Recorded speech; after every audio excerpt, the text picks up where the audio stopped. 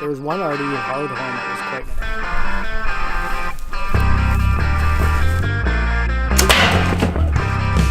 We're hoping this wind gets up a little bit more stiff so that... All right, well, we got her done. Ryan got it done, I should say.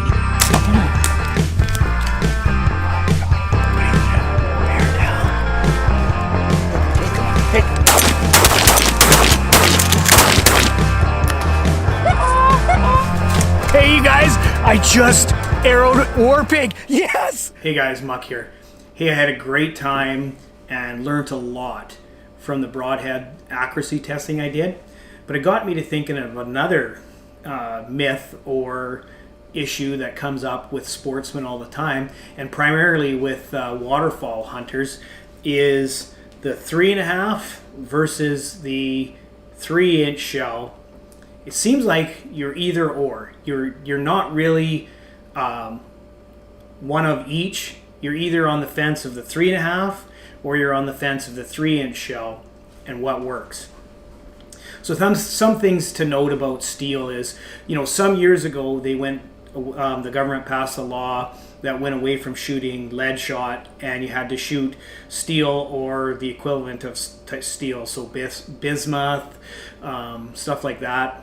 But primarily for what most people that go into the store to buy their ammunition, it's steel shot. Now, steel shot, just briefly, is about a half the density as lead, meaning there's some problems with that. Now, there's hundreds, if not thousands of studies out there, and manufacturers will all tell you that steel performs as well as lead. But it's everyday sportsmen that disagree, or hunters that disagree. Once they went away from the lead for shooting waterfowl, people were forced to shoot steel, and they weren't getting the success. So what this video is going to be about is just a low-end 3.5 versus 3-inch shell to kind of help you make your decision. I have shot them both, but I'm a 3.5 guy. I believe in the big shells because my gun shoots it. Now, even in the group that I shoot with, we have a couple of us that shoot 3.5 inch, but we have a good number of our hunting party swears by 3-inch shells. And we're always arguing back and forth. So what this video is going to break down some of the differences between the two, and then we're going to go to the indoor range and we're going to shoot. This isn't a patterning video. We're not patterning our shotguns, but what we're going to do is we're going to shoot the two shells at 30 yards indoors so that there's no wet wind or anything like that affecting it. And then we're going to compare the two as far as performance goes. Now, one thing you should know, and it's kind of been an industry standard over the years, that since we were forced to go with steel, industry has accepted that the equivalent of say if you're shooting a number 4 lead shot, you would have to go up 2 sizes with steel, which would make you shoot a number 2. And the reason for that is just a bigger pellet to make more damage to the bird. So what was happening is any shot, doesn't matter if it's number 3s all the way up to BBs, are really effective out to 40 yards. After 40 yards is where the steel really starts to drop off, and that's because the density is, like I said, about half what lead is. So after 40 yards is where you really start to see like the crippled birds, the missed shots, stuff like that. So anything inside that, feel free to use whatever you want, but it's kind of an industry standard that if you want to kind of get back to the levels of lead, you have to shoot 2 levels up. So if you're shooting number 2, you should be shooting BBs or triple BBs. Anyways, this isn't about the manufacturer, but it just so happens I had a 3.5 inch in the same brand and a 3-inch. So those are the ones I'm going to use today. So first thing what I did is I pried open the crimp on each, and so this is my 3-inch shell here and my 3.5 here. And as you can see, I'll hold them up. There is a significant difference in size, and for obvious reasons, one's 3.5, one's 3-inch. So I pried open the crimp on each, and inside here are the pellets. And I also weighed them so that to compare with what they said. And the 3-inch number 2 shot comes in at 1.2 ounces and has 162 pellets in the shell. The 3.5-inch, which says on the box, says 1 3/8 load. I weighed them, and the 3.5 inches came in at 1.4 ounces of shot and with 183 pellets. So the difference of the pellets on this particular brand is 21 pellets. Now this is number 2 shot. So I don't know if you can see it here, but I took out the 21 out of the 3.5-inch, and this is the difference between, in this brand, the 3.5-inch and the 3-inch. Now I know that you can get various loads. This is just what I had in my house. So right off the top, I've got 21 more pellets in the 3.5-inch. Actually, I was quite surprised about that because I have watched a lot of videos on this, and generally there's from 20 to 100 pellets in the 3.5-inch more. But in this particular number 2, it is 21 pellets. So what that 21 pellets means is downrange you're going to have more coverage.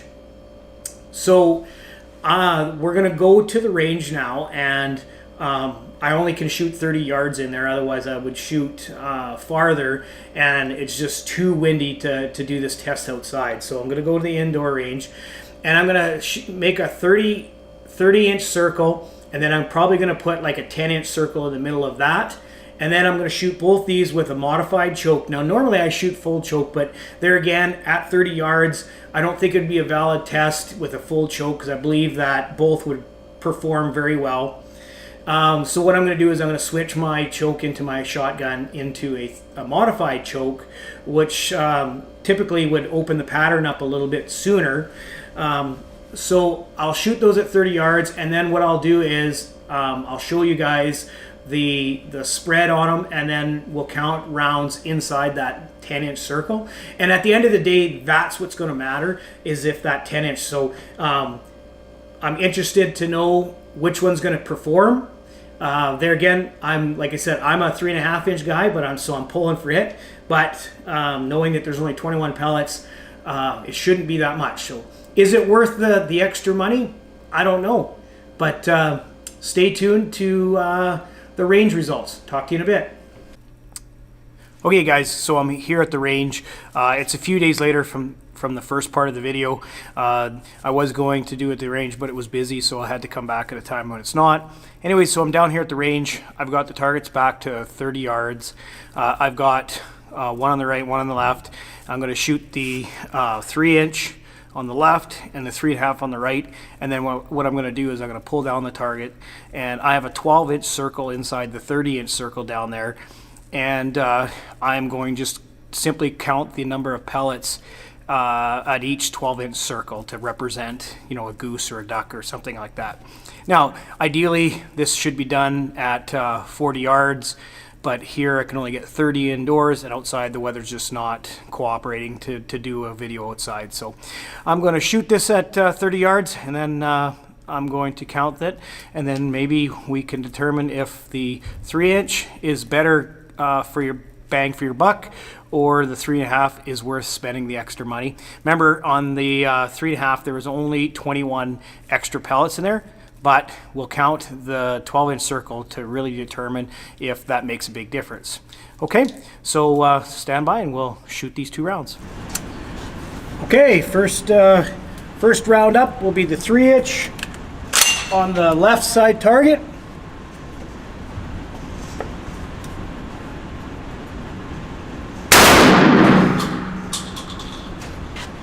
Okay, and 3.5-inch on the right side target.